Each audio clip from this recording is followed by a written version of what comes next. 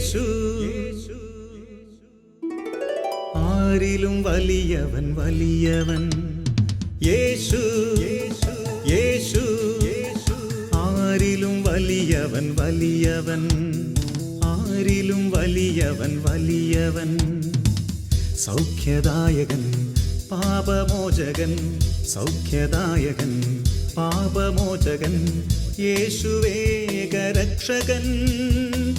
യേശുവേകരക്ഷകൻ കരുണാമയൻ സ്നേഹഗായകൻ കരുണാമയൻ സ്നേഹഗായകൻ യേശു യേശു ആരിലും വലിയവൻ വലിയവൻ ആരിലും വലിയവൻ വലിയവൻ.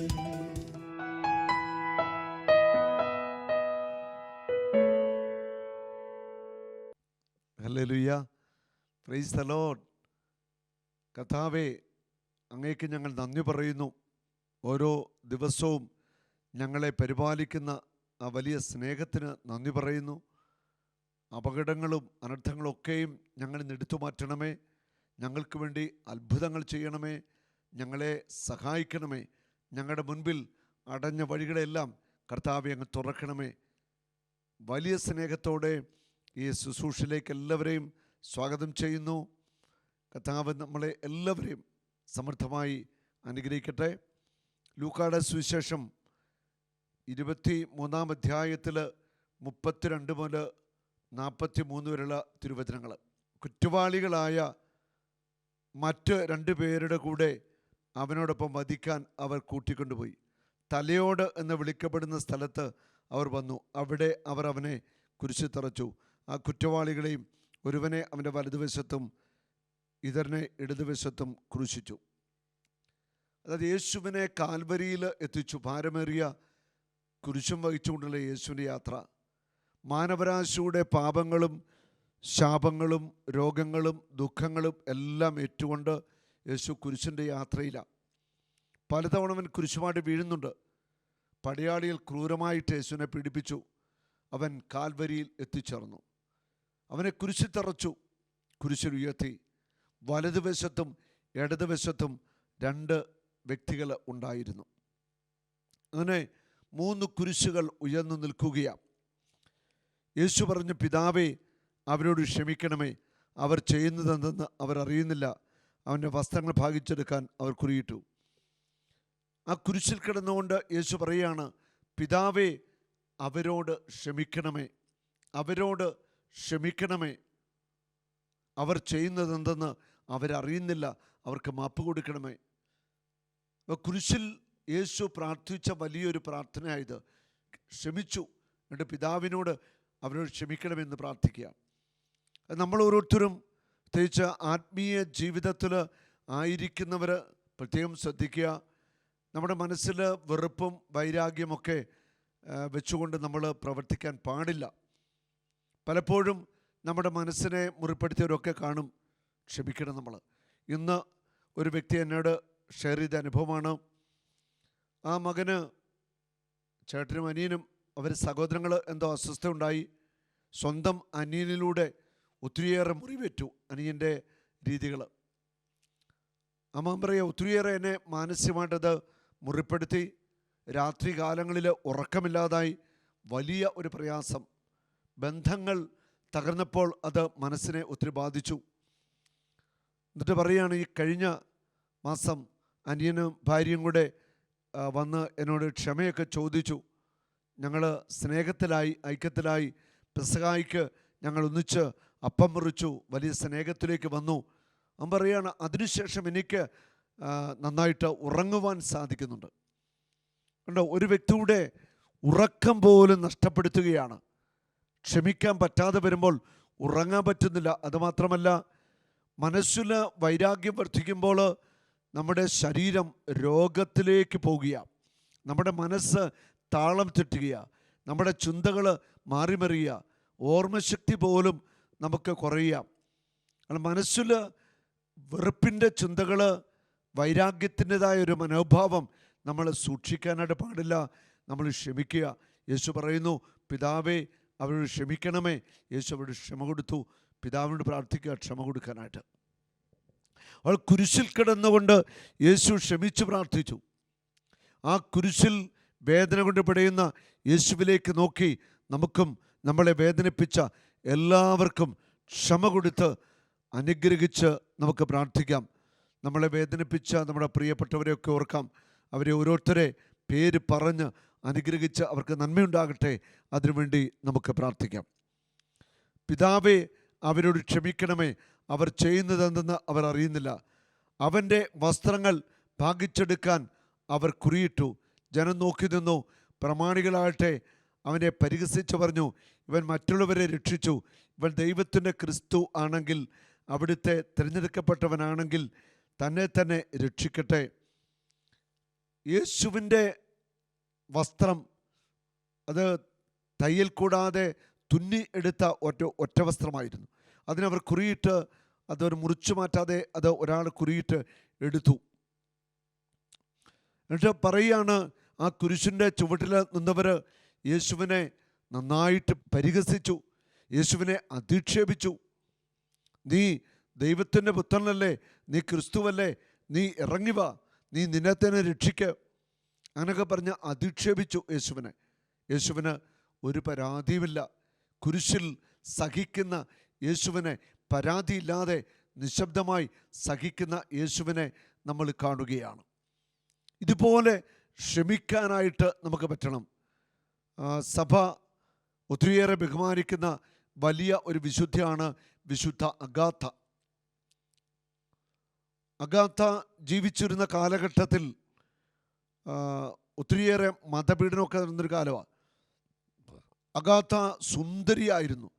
നല്ല ഉന്നത കുടുംബത്തിൽ ജനിച്ച സുന്ദരിയായ മിടുക്കിയായിരുന്നു അഗാത്ത. യേശുവിനെ ഒത്തിരി സ്നേഹിച്ച അഗാത്ത തൻ്റെ ജീവിതം യേശുവിനായിട്ട് സമർപ്പിച്ചു. തനിക്കൊരു വിവാഹം വേണ്ട, യേശുവിനായി ജീവിക്കാൻ തീരുമാനമായി. അവിടുത്തെ ഗവർണർക്ക് വലിയ ഒരു ആഗ്രഹം അഗാത്തയെ വിവാഹം കഴിക്കണം. ഗവർണർ ആളുകളെ വിട്ട് വിവരം അറിയിച്ചു. അവൾ പറഞ്ഞു, എൻ്റെ ജീവിതം ഞാൻ കർത്താവിനെ സമർപ്പിച്ചാണ്, ഞാനൊരു വിവാഹത്തിന് തയ്യാറല്ല. പലതവണ പ്രേരണ കൊടുത്തു, പ്രലോഭനങ്ങൾ കൊടുത്തു. അഗാത്ത വഴങ്ങിയില്ല. അവസാനം പട്ടാളക്കാർ അഗാത്തയെ പിടിച്ചുകൊണ്ട് വന്നു. എന്നിട്ട് ചെയ്ത ക്രൂരത, ഇരുമ്പ് കമ്പി പഴിപ്പിച്ച് ശരീരത്തിലെ മാംസത്തിലേക്ക് അങ്ങോട്ട് വെച്ച് പൊള്ളിച്ചു, കുത്തിയിറക്കി. അവൾ യേശുവിൻ്റെ സഹനത്തോട് ചേർന്ന് സഹിച്ചു. എന്നിട്ട് ചെയ്ത ക്രൂരത, അതിൻ്റെ അപ്പുറം അടുത്ത ക്രൂരത, അവൾ സമ്മതിക്കാതെ വന്നിട്ട് അവളുടെ സ്തനങ്ങൾ മുറിച്ചു കളഞ്ഞു. എന്നിട്ട് അവളെ ജയിലിലടച്ചു. ക്രൂരമായിട്ട് അവളെ പീഡിപ്പിച്ച് ജയിലിലടച്ചു.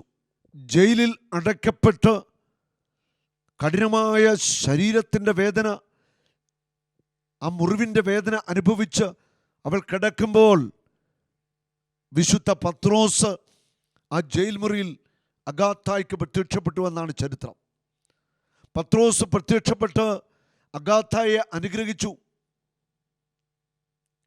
അത്ഭുതകരമായിട്ട് അവൾ സൗഖ്യം പ്രാപിക്കുക. നഷ്ടപ്പെട്ട അവയൊക്കെ തിരിച്ചു കിട്ടി അവൾ പൂർണ്ണമായ സൗഖ്യത്തിലേക്ക് വരിക. എന്നിട്ടും പിന്നീട് ക്രൂരമായിട്ട് അവളെ അവർ പീഡിപ്പിച്ചു, വധിച്ചു. അങ്ങനെ അഗാത്ത ഒരു വിശുദ്ധിയായിട്ട് തീരുകയാണ്. അവൾ ക്രിസ്തുവിന് വേണ്ടി ജീവിതം സമർപ്പിച്ച അഗാത്ത ഏറ്റുവാങ്ങിയ സഹനം ക്രിസ്തുവിൻ്റെ സഹനത്തോട് ചേർത്ത് വെച്ച് അവൾ വിശുദ്ധിയുടെ പടികൾ കയറി ക്രിസ്തുവിൻ്റെ സ്വന്തമായിട്ട് മാറുകയാണ്. നമ്മുടെ ഓരോരുത്തരുടെയും വിളി എന്ന് പറയുന്നത് വിശുദ്ധനാവുക, വിശുദ്ധയാവുക, ഒരു ക്രിസ്തുവായിട്ട് മാറുക, ക്രിസ്തുവിനെ എല്ലാവർക്കും കൊടുക്കുക എന്നുള്ളതാണ്.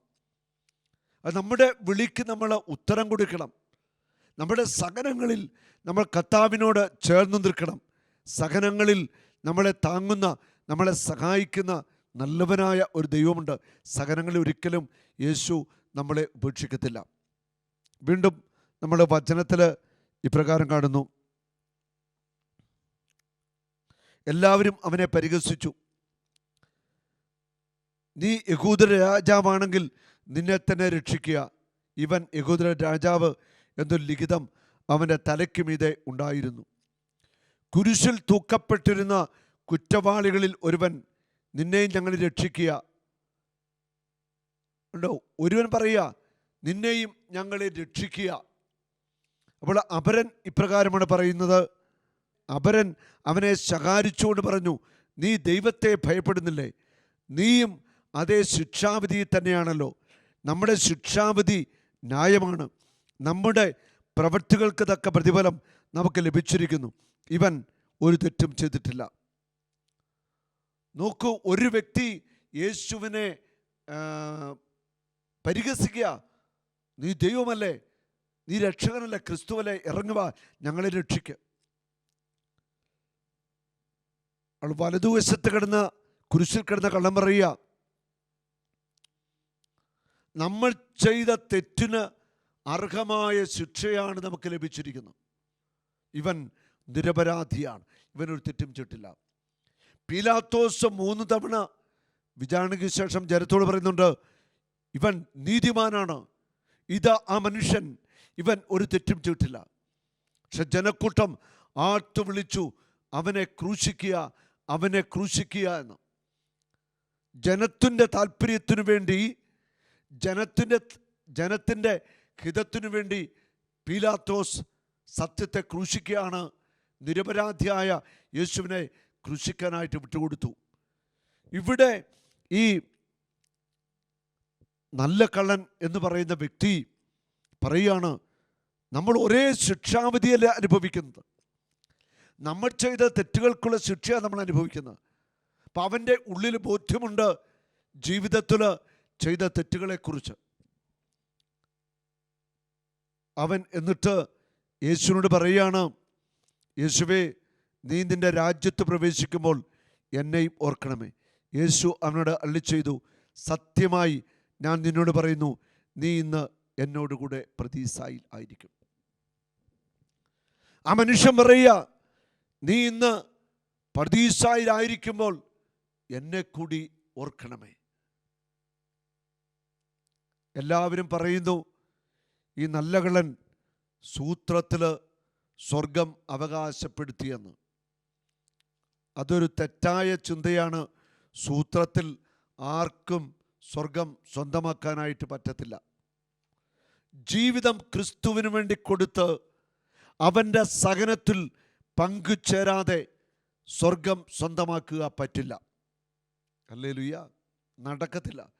സൂത്രത്തിൽ ഈ ലോകത്തിൻ്റെ സുഖമോഹങ്ങളിലും ആഡംബരങ്ങളിലും ആസക്തികളൊക്കെ മുഴുകി ഇവിടെ ജീവിച്ച് ഈ ലോകത്തിൻ്റെ ഒരു മനുഷ്യനായിട്ട് ഇവിടെ നിന്ന് കടന്നുപോയി സ്വർഗം സ്വന്തമാക്കുക, ഇത് അസാധ്യമാണ്, ഇത് നടക്കത്തില്ല. ക്രിസ്തുവിനോട് ചേർന്ന്, അവൻ്റെ സഹനത്തോട് ചേർന്ന് കുരിശും വഹിച്ചുകൊണ്ട് അവൻ നടന്ന വഴിയിലൂടെ നടക്കുന്നവർക്കാണ് സ്വർഗം കർത്താവ് ഒരുക്കി വച്ചിരിക്കുന്നത്. ഈ ഭൂമിയിൽ കഷ്ടതകളുണ്ട്, സഹനങ്ങളുണ്ട്, വേദനകളുണ്ട്, തകർച്ചകളുണ്ട്, രോഗങ്ങളുണ്ട്, അപകടങ്ങളുണ്ട്, മരണങ്ങളുണ്ട്, എല്ലാമുണ്ട്. അത് നമ്മുടെ ജീവിതത്തിൽ ദൈവം അനുവദിക്കുന്ന സഹനങ്ങളും വേദനകളൊക്കെ നമ്മൾ സന്തോഷമായിട്ട് സ്വീകരിച്ച് കർത്താവിൻ്റെ കുരിശും വഹിച്ചുകൊണ്ടുള്ള ഒരു പീഡാസഹന യാത്ര, ആ യാത്രയിലാണ് നമ്മൾ സ്വർഗത്തിൽ എത്തിച്ചേരുന്നത്. എന്നെ അനുഗമിക്കാൻ ആഗ്രഹിക്കുന്നവൻ കുരിശെടുത്ത് എൻ്റെ പിന്നാലെ വരാനാ യേശു പറഞ്ഞിരിക്കുന്നത്, യേശു പഠിപ്പിക്കുന്നത്. യേശു അങ്ങനെയാണ് ചെയ്തത്. അവൻ നടന്ന വഴിയിലൂടെ നമ്മൾ നടന്നേ മതിയാവത്തുള്ളൂ. വഴി മാറി നടന്നിട്ട് ക്രിസ്തുവിനോട് കൂടെ ഒന്നിച്ച് ജീവിക്കാമെന്ന് വിചാരിച്ചാൽ അത് നടപ്പുള്ള കാര്യമല്ല. ഈ നല്ല കള്ളൻ സൂത്രത്തിൽ സ്വർഗത്തിലെത്തിയില്ല. കുരിശിൽ കിടക്കുമ്പോൾ തന്നെ നന്നായിട്ട് സഹനമുണ്ടായിരുന്നു.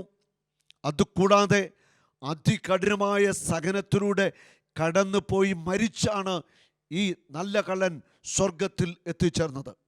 യോഹന്നാൻ്റെ സുവിശേഷത്തിൽ 19-ാം അധ്യായത്തിൻ്റെ 31 വചനങ്ങൾ, അത് സാബത്തിനുള്ള ഒരുക്കത്തിൻ്റെ ദിവസമായിരുന്നു. ആ സാബത്ത് ഒരു വലിയ ദിവസം ആയിരുന്നു. സാബത്തിൽ ശരീരങ്ങൾ കുരിശിൽ കിടക്കാതിരിക്കാൻ വേണ്ടി അവിടെ കാലുകൾ തകർക്കാനും അവരെ നീക്കം ചെയ്യാനും യഹൂദർ പീലാത്തോസിനോട് ആവശ്യപ്പെട്ടു. സാബത്ത് ദിവസം, ആ വലിയ സാബത്ത് ദിവസം മൃതശരീരങ്ങൾ കുരിശിൽ കിടക്കാനായിട്ട് പാടില്ല. അവർ പീലാത്തോസിനോട് പറഞ്ഞു. അതിനാൽ പടയാളികൾ വന്ന് അവനോടുകൂടെ ക്രൂശിക്കപ്പെട്ടിരുന്ന രണ്ടുപേരുടെയും കാലുകൾ തകർത്തു. അവർ യേശുവിനെ സമീപിച്ചപ്പോൾ അവൻ മരിച്ചു കഴിഞ്ഞു എന്ന് കാണുകയാൽ അവൻ്റെ കാലുകൾ തകർക്കപ്പെട്ടില്ല. അവർ വന്നിട്ട് കുരിശിൽ കിടക്കുന്ന 3 പേരെ എടുക്ക വന്നു. യേശു മരിച്ചു കഴിഞ്ഞു. വചനം പറയുന്നു, അവൻ്റെ അസ്ഥികളിൽ ഒന്നുപോലും തകർക്കപ്പെടത്തില്ല. ആ പ്രവാചക വചനം അവിടെ പൂർത്തീകരിക്കപ്പെട്ടു. യേശു മരിച്ചു കഴിഞ്ഞിരുന്നു. അവരെ നോക്കിയപ്പോൾ ഈ കള്ളന്മാർ മരിച്ചിട്ടില്ല, ജീവനുണ്ട്. അവരെന്താ ചെയ്തത്? പടയാളികൾ ചുറ്റിക കൊണ്ട് കാലുകൾ ഒടിച്ചു. നമ്മൾ ചിന്തിച്ചു നോക്കിയേ, കുരിശിൽ കിടക്കുന്ന ഒരു മനുഷ്യൻ്റെ കാലുകൾ ഒടിക്കുകയാ. കാലുകൾ ഒടിക്കപ്പെട്ട മനുഷ്യൻ ചെറിയ വേദനയൊന്നുമല്ല, വലിയ വേദന അനുഭവിച്ചിട്ടുണ്ട്. കാലുകൾ ഒടിക്കപ്പെട്ട് കുരിശിൽ തൂങ്ങിക്കിടക്കുന്ന നല്ല കള്ളനെ നിങ്ങളൊന്ന് കണ്ടേ. കുരിശിൽ തറച്ചിട്ടുണ്ട്, കൈകാലിൽ ആണി തറച്ചിട്ടുണ്ട്. ഇതുകൂടാതെ കാലും കൂടെ പച്ചയ്ക്ക് ജീവനോടെ തല്ലിയൊടിച്ചു. ആ കുരിശിൽ കിടന്ന് ആ നല്ല കള്ളൻ സഹിച്ച കഠിനമായ ശാരീരിക വേദന, അങ്ങനെ സഹിച്ച ആ മനുഷ്യൻ പർദീസായിൽ ക്രിസ്തുവിൻ്റെ കൂടെ ആയത്. നല്ല കള്ളൻ സൂത്രത്തിൽ സ്വർഗത്തിൽ പോയെന്ന് ആരൊക്കെയോ പ്രസംഗിക്കുന്നതൊക്കെ എൻ്റെ ചെറുപ്പത്തിൽ ഞാൻ കേട്ടിട്ടുണ്ട്. പക്ഷേ നല്ല കള്ളൻ സൂത്രത്തിൽ സ്വർഗത്തിൽ പോയില്ല. ജീവിതത്തിൽ ചെയ്തു കൂട്ടിയ തിന്മകൾക്ക് ആ കുരിശിൽ കിടന്നാണെങ്കിലും കുറച്ച് പരിഹാരം ചെയ്യേണ്ടി വന്നിട്ടുണ്ട്. നമ്മുടെ ജീവിതത്തിൽ നമ്മൾ ചെയ്യുന്ന തിന്മകൾക്കൊക്കെ ഇവിടെ വെച്ചൊക്കെ തന്നെ നമ്മൾ പരിഹാരം ചെയ്യേണ്ടി വരും. തിരിച്ചടികൾ ഉണ്ടാവും. നമ്മുടെ ശരീരത്തിൽ ഏറ്റുവാങ്ങുന്ന വേദനകളും രോഗങ്ങളും സഹനങ്ങളും ദൈവം അനുവദിക്കുന്ന സഹനങ്ങളും ഒക്കെ നമ്മുടെ വിശുദ്ധീകരണത്തിനും നമ്മുടെ അനുഗ്രഹത്തിനും വേണ്ടിയാണ്. യേശുവിൻ്റെ ലക്ഷ്യമെന്ന് പറയുന്നത് നമ്മളെ എല്ലാവരെയും സ്വർഗത്തിലെത്തിക്കുക, എല്ലാവരും യേശുവിൻ്റെ കൂടെ ആയിരിക്കാനാണ് യേശുവിൻ്റെ ആഗ്രഹം. യേശു പറയുന്നുണ്ട്, ഞാൻ പിതാവിൻ്റെ അടുത്തേക്ക് പോകുകയാണ്. എൻ്റെ പിതാവിൻ്റെ ഭവനത്തിൽ അനേകം വാസസ്ഥലങ്ങളുണ്ട്.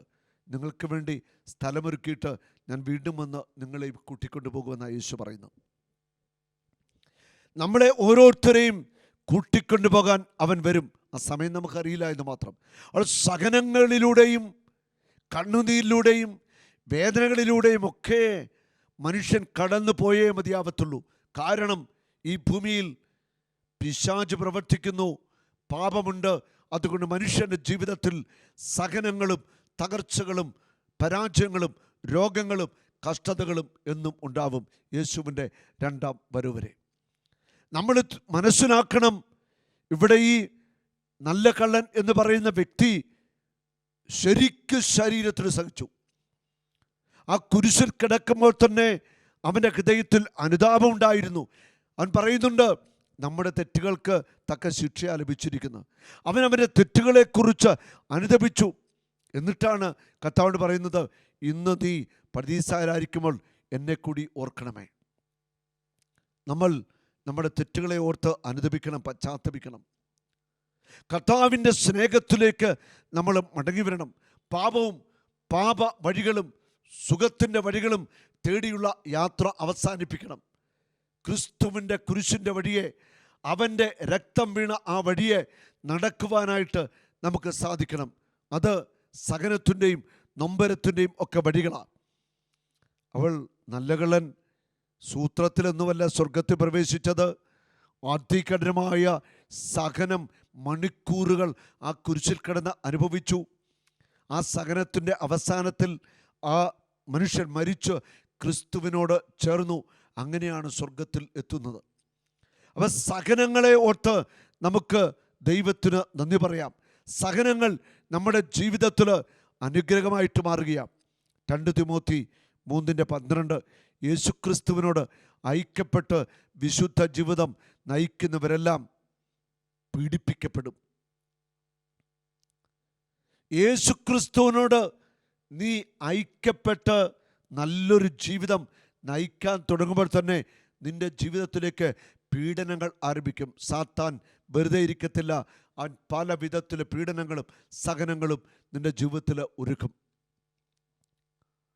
നീ ക്രിസ്തുവിന് വേണ്ടി ജീവിതം ആരംഭിക്കുമ്പോൾ ഒരുപക്ഷെ നിന്റെ പ്രിയപ്പെട്ടവരെല്ലാവരും നിന്നെ ഒറ്റപ്പെടുത്താൻ തുടങ്ങും. ലോകം നിനക്ക് എതിരാകും. കർത്താവായ യേശുക്രിസ്തുവിൻ്റെ സഹനത്തിൽ നമ്മൾ പങ്കാളികളായേ മതിയാവത്തുള്ളൂ. ഈ ഭൂമിയിലെ ജീവിതത്തിൽ കഷ്ടതകളും സഹനങ്ങളും വേദനകളും ഒക്കെ ഉണ്ടാവും. അതിലൂടെ നമ്മൾ കടന്നു പോയേ മതിയാവുകയുള്ളൂ. കുരിശുകൾ മനുഷ്യ രാശിയുടെ വിശുദ്ധീകരണത്തിനും സൗഖ്യത്തിനും വിടുതലിനും രക്ഷയ്ക്കും വേണ്ടിയാണ്. കുരിശില്ലാതെ ക്രിസ്തുവിൻ്റെ കൂടെ ഒരു ജീവിതമില്ല. ഈ ലോകത്തിൻ്റെ സൗഭാഗ്യങ്ങൾക്കപ്പുറം നമുക്ക് സ്വർഗീയ സൗഭാഗ്യമാണ് നമ്മുടെ ജീവിത ലക്ഷ്യമെന്ന് പറയുന്നത്. ആ നല്ല കള്ളന് അതാ ലഭിച്ചത്. അത് വെറുതെ കിട്ടിയതല്ല, ആ ശരീരത്തിൽ നന്നായിട്ട് സഹിച്ചു. ആ സഹനം അതിലൂടെ വിശുദ്ധീകരിക്കപ്പെട്ട് പർദീസായിൽ കർത്താവിൻ്റെ കൂടെ ആ മനുഷ്യൻ എത്തിച്ചേർന്നു. അത് നമ്മുടെ ജീവിതത്തിൽ ഉണ്ടാകുന്ന സഹനങ്ങൾ അത് നമ്മളെ വിശുദ്ധീകരിക്കും, നമ്മളെ ശക്തിപ്പെടുത്തും. കർത്താവിൻ്റെ കൂടെ ആയിരിക്കുവാൻ, ആ വിശുദ്ധ സ്വർഗത്തിൽ മഹത്വത്തിൽ ആയിരിക്കുവാൻ കർത്താവ് നമ്മളെ കൊണ്ടുപോവുക. കർത്താവിൻ്റെ അപ്പസ്തലന്മാരൊക്കെ സഹിച്ചു. ആരൊക്കെ വിശുദ്ധരായോ അവരൊക്കെ സഹനങ്ങളിലും നൊമ്പരങ്ങളിലൂടെയൊക്കെ കടന്നുപോയി. നമുക്ക് സഹനങ്ങളെ സ്വീകരിക്കാൻ പരിശുദ്ധാത്മാവ് ശക്തി നൽകും. നമുക്ക് നിമിഷം പ്രാർത്ഥിക്കാം. കർത്താവായ യേശുവേ, ഈ ശുശ്രൂഷയെ പങ്കെടുക്കുന്ന എല്ലാവരെയും അനുഗ്രഹിക്കണമേ. സഹനങ്ങളിൽ അങ്ങ് കൂടെയായിരുന്ന് അവരെ ബലപ്പെടുത്തണമേ. ആത്മാവിൻ്റെ കൃപയും അഭിഷേകവും പകരണമേ. യേശുവിൻ്റെ നാമത്തിൽ അനുഗ്രഹിക്കുന്നു. അത്ഭുത രോഗശാന്തികളും അടയാളങ്ങളും സംഭവിക്കട്ടെ. കർത്താവിൻ്റെ വലിയ കരുണ ഒഴുകട്ടെ. യേശുവേ നന്ദി, യേശുവേ സ്തുതി, പരിശുദ്ധാത്മാവേ നന്ദി. ആമേൻ. പേരെന്താ? സിബി. എവിടെ വീട്? മരങ്ങാടം. ഏതാ ഇടവക? സഹോൻപുരം മരങ്ങാടം. ഏത് കയ്യോ ഏത് ഷോൾഡർ ഊരിപ്പോന്ന്? ഇടത്ത് ഷോൾഡർ. എത്ര വർഷമായി? 2009 മുതലുണ്ട്. 2009 അപകടം പറ്റിയതാണോ? വീണതാണ്. അന്ന് മുതൽ ഷോൾഡർ ഊരിപ്പോകും. കഴിഞ്ഞ മെയിലും ഊരിപ്പോയായിരുന്നു. ആശുപത്രി പോയാണോ ഷോൾഡർ ഇടുന്നത്? അതെ അതെ. ഓപ്പറേഷൻ അല്ലാതെ മറ്റു വഴിയൊന്നും ഇല്ലല്ലേ? ഇനി വരാണെങ്കിൽ ഓപ്പറേഷൻ വേണമെന്ന് പറയാം. ഈ ഷോൾഡർ ഊരിപ്പോയാൽ ഓപ്പറേഷൻ അല്ലാതെ മറ്റ് ഒരു വഴിയില്ലെന്നാണ് ഡോക്ടേഴ്സ് പറയുന്നത്. നമ്മൾ വായിക്കുന്നു അപ്പസ്തോല പ്രവർത്തനത്തിലെ 19-ാം അധ്യായത്തില് 12 തിരുവചനങ്ങൾ. പൗലോസ് അപ്പസ്തോലന്റെ തൂവാലകളും അംഗവസ്ത്രങ്ങളും രോഗികളുടെ അടുക്കൽ കൊണ്ടുവന്നു. പൗലോസ് അപ്പസ്തോലന്റെ തൂവാലകളും അംഗവസ്ത്രങ്ങളും രോഗികളുടെ അടുക്കൽ കൊണ്ടുവന്നു. അപ്പോൾ രോഗം അവരെ വിട്ടുമാറുകയും അശുദ്ധാത്മാക്കൾ അവരിൽ നിന്ന് പുറത്തു വരികയും ചെയ്തിരുന്നു. പൗലോസ് അപ്പസ്തോലനിൽ വസിച്ച അതേ പരിശുദ്ധാത്മാവ് തന്നെയാ എൻ്റെ ചങ്കിൻ്റെ ഉള്ളിൽ വസിക്കുന്നത്.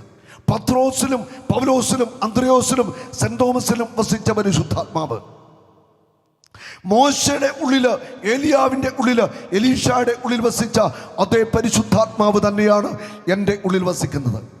പൗലോസിന്റെ തൂവാല സ്പർശിച്ചപ്പോൾ രോഗികളെ സൗഖ്യം പ്രാപിച്ചു, പിശാചുക്കൾ വിട്ടുപോയി. അത് 100% സത്യമാണ്. ഇവിടെയും അതുതന്നെ സംഭവിച്ചു കഴിഞ്ഞു. സിബിയുടെ ഷോൾഡർ ഇനി ഊരത്തില്ല. കൈവട്ടം കറക്ക്, എങ്ങനെ വേണമെങ്കിൽ കറക്കും, ഊരത്തില്ല. കറക്ക്, നന്നായിട്ട് ശക്തമായിട്ട് കറക്ക്. ഈ സ്പീഡ് പോരാ. യേശു ഇവിടെയുണ്ട്, അതുകൊണ്ട് വലിയ കാര്യങ്ങൾ ഇവിടെ നടക്കും. ഇനി ഷോൾഡർ വലിച്ചിടിച്ച്, ഈ ശക്തി പോരാ, മുഴുവൻ ശക്തി എടുത്ത് അഞ്ഞു ഷോൾഡർ ഇളകട്ടെ. കൈ പൊക്കിക്കേ, താത്തേ പൊക്കിക്കേ. ഇനി വട്ടം കറക്കിക്കേ, ശക്തമായിട്ട് ആഞ്ഞു കറക്ക, തിരിച്ചു കറക്ക. ഹല്ലേലൂയ. സന്തോഷമായോ? സന്തോഷമായി. Praise the Lord. ഹല്ലേലൂയ. യേശു ആരിലും വലിയവൻ വലിയവൻ യേശു യേശു ആരിലും വലിയവൻ വലിയവൻ ആരിലും വലിയവൻ വലിയവൻ